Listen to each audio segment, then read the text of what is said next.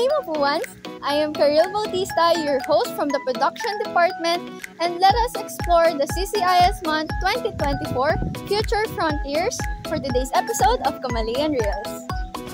As the CCIS Student Council announced, this climax of their celebration only happens this June 25 to 29.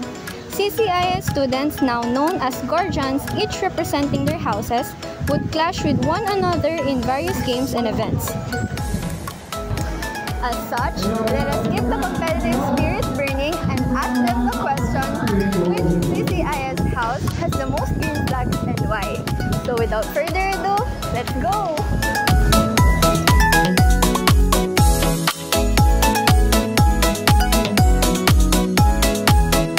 So, Ate, hello po! So, which CCIS house has the most green flags and why?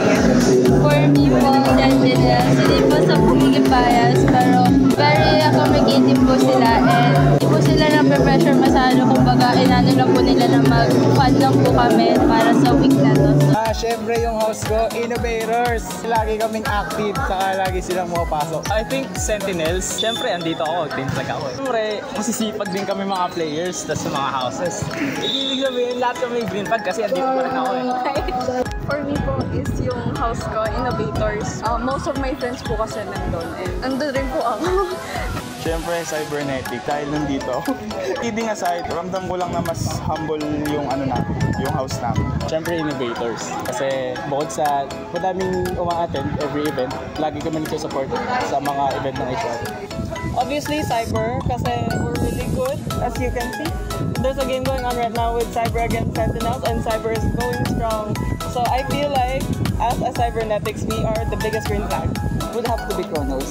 May kita nyo naman po sa mga sporty players po namin na ayun po, undefeated po sa volleyball na. Tapos yung sa women's naman po, undefeated. Sentinels.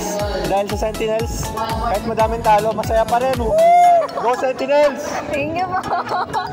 I'd say Chronos po. Why po? Because Chronos has a lot of valuable players and all valuable players are green flags. Sentinels, kasi attendance pa lang doon na makikita na present sila at all.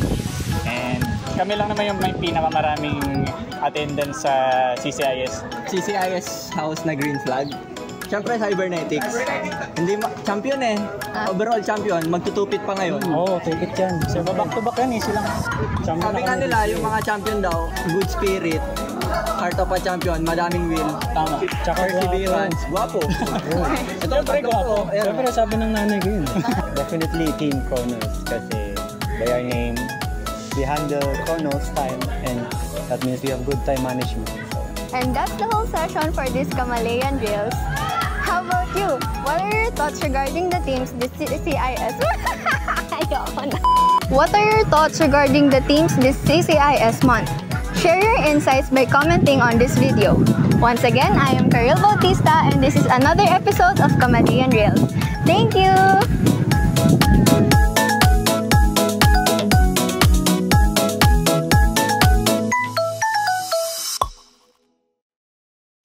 Siyempre po, Innovators po, walang default, hindi ka i-ghost. Yun lang po. Thank you po!